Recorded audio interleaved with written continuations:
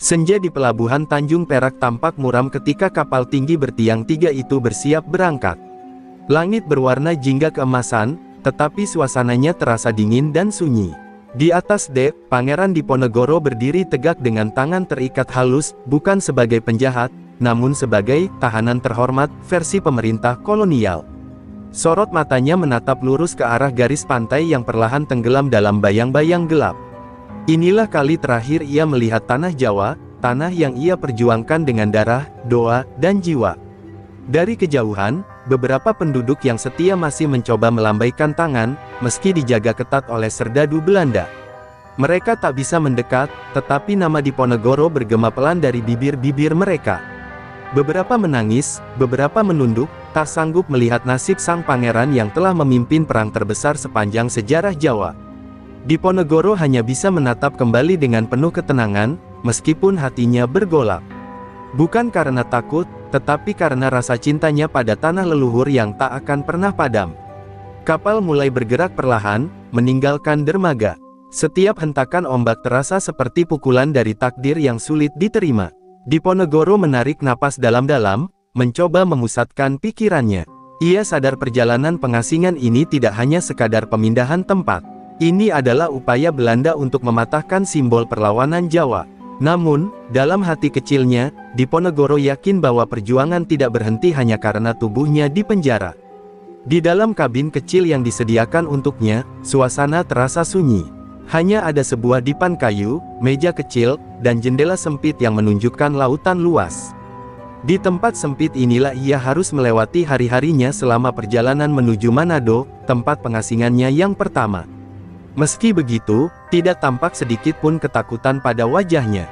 Baginya, kesunyian ini justru membuka ruang untuk merenungkan seluruh jalan hidupnya, dari masa kecil di keraton, hingga perang panjang yang ia pimpin selama 5 tahun.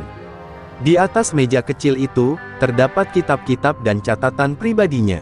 Beberapa serdadu Belanda terkejut ketika melihat Diponegoro lebih sibuk menulis daripada meratap. Mereka tidak memahami bahwa bagi Diponegoro, pena dan pikiran adalah senjata yang tak kalah tajam dibanding keris atau tombak. Ia menuliskan kronik, doa, dan refleksi tentang perlawanan. Sebab baginya, sejarah harus dicatat, bukan hanya untuk umatnya, tetapi untuk generasi masa depan yang kelak bertanya mengapa ia memilih jalan perjuangan. Malam pertama di laut terasa panjang. Angin membawa aroma asin dan suara ombak yang memecah kesunyian. Di luar kabin, para serdadu berjaga, tetapi Diponegoro telah tertidur sambil menggenggam tasbih kecilnya. Dalam tidurnya, seolah ia masih mendengar suara kuda-kuda para pengikutnya, dentuman meriam dari medan perang, dan pekik semangat hidup atau syahid, yang dulu menjadi penyulut api perlawanan. Semua itu kini tinggal gema masa lalu. Keesokan paginya, seorang perwira Belanda mendatangi kabinnya. Perwira itu tampak ragu-ragu sebelum berbicara, seakan menyadari bahwa di hadapannya bukan sekadar tawanan, melainkan seorang pemimpin besar Jawa. Diponegoro menatapnya dengan wibawa yang tak bisa disembunyikan. Tanpa perlu berkata banyak, sang pangeran menunjukkan sikap bahwa ia tidak akan meminta belas kasihan. Ia menerima takdirnya, tetapi tidak menyerahkan martabatnya. Hari-hari pertama perjalanan menuju pengasingan menjadi titik awal dari babak baru dalam hidup Diponegoro. Tubuhnya dipisahkan dari Jawa, tetapi jiwanya tetap tertanam di tanah leluhur. Dan meskipun Belanda mengira telah menghentikan perjuangannya, mereka justru tidak tahu bahwa dari pengasingan inilah lahir catatan-catatan penting yang kelak menjadi warisan sejarah. Bab 1 pun berakhir dengan kapal terus melaju, membawa sang pangeran menjauh dari tanah kelahirannya, namun tidak pernah benar-benar memisahkan dirinya dari sejarah bangsanya. Gelombang laut akhirnya membawa kapal itu berlabuh di Manado, sebuah wilayah yang asing bagi Pangeran Diponegoro. Udara terasa lebih lembab, dan matahari menyengat lebih keras dibanding tanah Jawa. Saat menjejakkan kaki di dermaga, Diponegoro merasakan tatapan penasaran penduduk setempat yang tidak mengenali siapa dirinya. Tidak ada sambutan, tidak ada pengawalan besar, hanya beberapa serdadu Belanda yang mengantar. Di tempat pengasingan pertama ini, ia benar-benar seorang asing tanpa pengikut, tanpa prajurit, dan tanpa keluarga. Belanda menempatkannya di sebuah rumah kecil di daerah Kayoa, jauh dari keramaian Manado. Rumah itu sederhana, berdinding kayu, dengan halaman sempit yang dipenuhi tanaman liar. Tidak ada yang istimewa dari tempat tersebut, namun justru kesederhanaannya mengingatkan Diponegoro pada masa mudanya saat hidup sebagai rakyat biasa sebelum kembali ke keraton. Dalam kesendirian itu, ia merasakan ketenangan yang aneh, seolah Tuhan memberinya ruang untuk menyiapkan jiwa menghadapi babak hidup yang lebih panjang. Hari-hari pertama di Manado tidaklah mudah.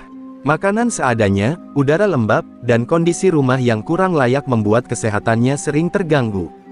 Namun Diponegoro tetap menjalani hari dengan penuh kesabaran. Ia mengisi waktunya dengan berdoa, menulis, dan mempelajari kondisi masyarakat sekitar. Ia melihat banyak rakyat kecil yang bekerja keras, namun hidup dalam tekanan kolonial. Saat melihat itu, hatinya kembali tergerak. Perjuangannya mungkin terhenti secara fisik, tapi semangat membela rakyat tidak pernah padam. Beberapa penduduk Manado, terutama para pemimpin lokal, mulai mendengar tentang sosok pengasingan yang dikawal ketat oleh Belanda. Rasa penasaran membawa mereka untuk mengenal dari jauh siapa sebenarnya lelaki berwibawa yang sering terlihat duduk di serambi rumah sambil menulis. Mereka heran mengapa seseorang yang tampak begitu tenang bisa dianggap ancaman besar oleh kolonial. Perlahan, hormat itu tumbuh, meski mereka tidak diperkenankan mendekat atau berbicara. Pada malam hari, Diponegoro sering duduk memandang ke arah laut. Suara ombak yang menghantam pantai mengingatkannya pada suara-suara tempo dulu ketika ia memimpin pasukan di daerah Yogyakarta, Bagelen, dan Kediri. Dalam sunyi itulah ia sering merasakan dua perasaan bertentangan, kerinduan dan keteguhan. Ia merindukan tanah Jawa, namun ia juga teguh bahwa perjuangan tidak boleh dilupakan. Dalam hati, ia tahu bahwa sejarah sedang menuntunnya ke sesuatu yang lebih besar dari sekadar perlawanan bersenjata. Suatu sore, seorang serdadu Belanda, yang sebenarnya diam-diam menghormati Diponegoro, memberikan secarik berita. Ia mengatakan bahwa beberapa pemimpin Jawa masih terus melakukan perlawanan kecil-kecilan meski perang besar telah berakhir. Diponegoro mengangguk pelan, tidak menunjukkan kegembiraan ataupun duka. Ia hanya berkata bahwa perjuangan rakyat tidak pernah mati, meski dirinya tidak lagi memimpin langsung. Serdadu itu terdiam, menyadari betapa kuatnya wibawa seorang pemimpin yang bahkan dalam pengasingan tetap membakar semangat banyak orang. Waktu berjalan perlahan, dan Manado mulai terasa seperti penjara yang lebih luas tetapi lebih sunyi. Namun kesunyian itu justru membentuk kekuatan baru dalam diri Diponegoro. Ia semakin tekun menulis, mencatat pemikirannya, keyakinannya, serta kisah perjuangannya. Ia sadar bahwa Belanda bisa membungkam suaranya, tapi tidak dapat mencegah tulisannya menjadi saksi bagi generasi mendatang. Dalam catatan itulah ia menanamkan pesan, bahwa kemerdekaan adalah hak setiap manusia dan perjuangan adalah jalan untuk mencapainya. Di akhir tahun kedatangannya, Diponegoro mulai merasakan firasat bahwa Manado bukanlah persinggahan terakhir. Belanda, tampaknya, memiliki rencana lain untuk dirinya. Meski demikian, ia tidak gentar. Apapun yang terjadi, selama ia masih bisa bernapas, ia akan tetap menjadi simbol perlawanan. Babak Manado hanyalah awal dari perjalanan panjang di tanah pengasingan, dan ia sudah siap menghadapi apapun yang menanti di depan. Hari itu, ketika matahari belum sepenuhnya naik, suasana di depan rumah pengasingan Diponegoro mendadak berubah. Beberapa serdadu Belanda datang dengan wajah serius, membawa surat resmi bersegel pemerintah kolonial. Suara langkah mereka terdengar berat, seolah memikul kabar yang tidak hanya penting tetapi juga menentukan masa depan sang pangeran. Diponegoro yang sedang menulis di serambi mengangkat kepalanya perlahan, membaca gelagat bahwa ada perintah baru dari Batavia, pusat komando kolonial di Hindia Belanda. Seorang pejabat Belanda yang berpangkat lebih tinggi akhirnya membacakan isi surat itu. Intinya jelas, Diponegoro harus dipindahkan dari Manado ke tempat pengasingan baru, sebuah pulau kecil dan terpencil di Makassar, lebih jauh dari jangkauan dunia luar. Tidak dijelaskan alasan rinci, tetapi Diponegoro mengerti. Tulisannya, pengaruhnya, dan kehormatan yang masih ia miliki membuat Belanda khawatir. Selama ia berada di Manado, nama Diponegoro tetap hidup, dan itu cukup bagi kolonial untuk menganggapnya ancaman. Kabar itu sampai ke hati Diponegoro seperti batu yang dijatuhkan ke danau sunyi. Tidak ada gelombang besar, tidak ada kemarahan, hanya riak kecil yang perlahan hilang. Ia menerima keputusan itu dengan wajah tenang, menunjukkan martabat seorang pemimpin sejati. Namun jauh di dalam dirinya, ia tahu bahwa perpindahan ini berarti kehidupan yang lebih berat. Jika Manado adalah tempat asing yang sunyi, maka Makassar kelak menjadi penjara yang lebih ketat, lebih jauh dari segala yang ia kenal. Penduduk Manado yang diam-diam menghormatinya ikut merasakan perubahan suasana. Mereka melihat peningkatan penjagaan dan persiapan keberangkatan yang tergesa. Meskipun tidak diizinkan mendekat, mereka berdiri di kejauhan, menyaksikan bagaimana seorang tokoh besar yang tidak mereka kenal secara dekat, namun mereka kagumi dari jauh, harus kembali dipindahkan.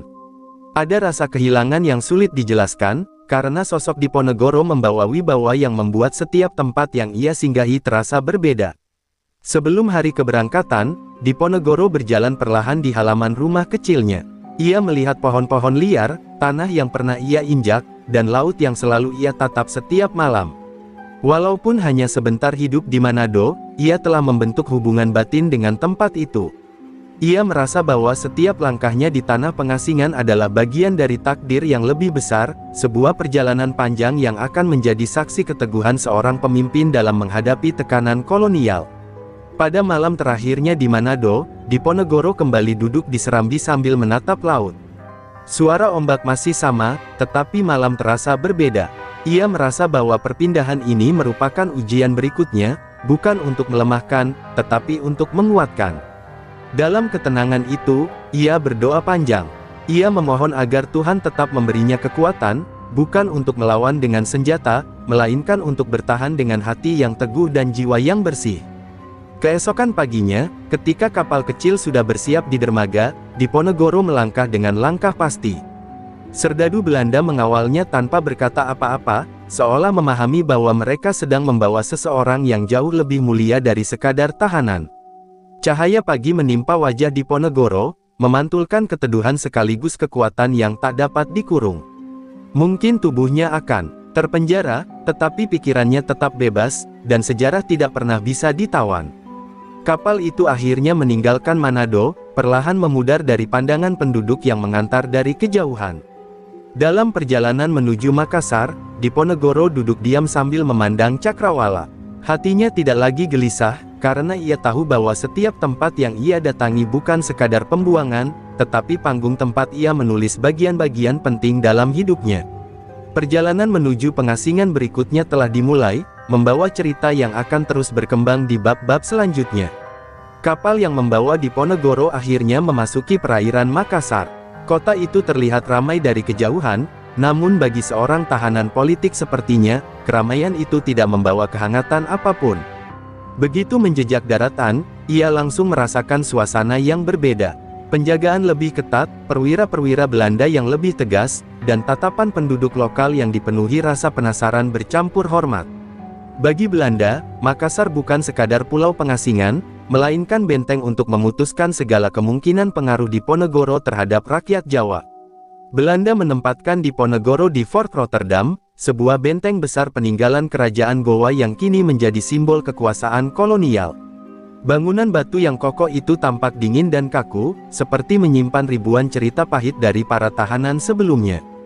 Di salah satu sudut benteng itulah Diponegoro ditempatkan, di sebuah ruangan sempit yang hanya memiliki satu jendela kecil dengan terali besi. Bahkan cahaya matahari harus memaksa masuk agar bisa menyapa penghuninya. Meski kondisi fisiknya terbatas, Diponegoro tetap menampilkan ketenangan yang sama seperti ketika meninggalkan Jawa. Ia mulai menata ruang barunya, sederhana tapi penuh makna. Ia meletakkan kitab-kitabnya pada sudut tertentu, tasbihnya digantungkan, dan pena bersama kertas dipersiapkan. Di tempat sempit itulah ia memulai kehidupan baru, bukan sebagai pangeran di medan perang, tetapi sebagai penulis sejarah yang berjuang dengan kata-kata. Hari-hari pertama di benteng terasa lebih senyap dibanding Manado. Suara riuh kehidupan Makassar hanya terdengar samar dari luar tembok batu yang tinggi. Penjaga-penjaga Belanda mengawasi setiap gerak-geriknya, seolah takut bahwa seorang lelaki tua yang sudah tidak memegang senjata masih dapat menyalakan api pemberontakan. Namun Diponegoro tidak menunjukkan niat untuk melarikan diri. Bagi dirinya, ini bukan soal penjara fisik, melainkan ujian untuk tetap teguh memegang prinsip dan iman. Beberapa penduduk Makassar mulai mendengar tentang kehadiran Diponegoro di benteng itu. Mereka tidak diizinkan menemui langsung, tetapi beberapa tokoh lokal memberikan penghormatan dari kejauhan. Mereka tahu bahwa pangeran ini bukan sembarang tawanan. Ia adalah pemimpin besar yang pernah menggetarkan kekuasaan kolonial. Di antara bisikan rakyat, namanya kembali hidup, menjadi simbol keberanian bagi mereka yang diam-diam masih menyimpan semangat melawan penindasan. Waktu berjalan, dan dalam kesunyiannya Diponegoro semakin tekun menulis. Kertas demi kertas ia isi dengan catatan tentang sejarah hidupnya, prinsip-prinsip perjuangannya, dan keyakinannya terhadap kehendak Tuhan. Baginya, kalimat yang ia tulis bukan sekadar kenangan, tetapi warisan. Ia ingin agar generasi mendatang memahami bahwa perjuangan tidak hanya terjadi di medan perang, tetapi juga di ruang-ruang kecil yang sunyi seperti ini. Kesunyian benteng Rotterdam justru menjadi saksi lahirnya pemikiran-pemikiran besar seorang pangeran yang tak pernah menyerah. Meski dikelilingi oleh penjagaan, Diponegoro tidak pernah kehilangan keteduhan dalam sikapnya. Para penjaga yang awalnya bersikap keras perlahan mulai menghormatinya. Ada sesuatu dalam cara berbicara dan cara memandangnya yang membuat mereka sadar bahwa mereka tidak sedang menjaga seorang tahanan biasa. Ia adalah pemimpin dengan wibawa yang tidak bisa dihilangkan oleh tembok batu, rantai, atau perintah kolonial. Pada akhir tahun pertama pengasingannya di Makassar, Diponegoro merasakan perubahan dalam dirinya.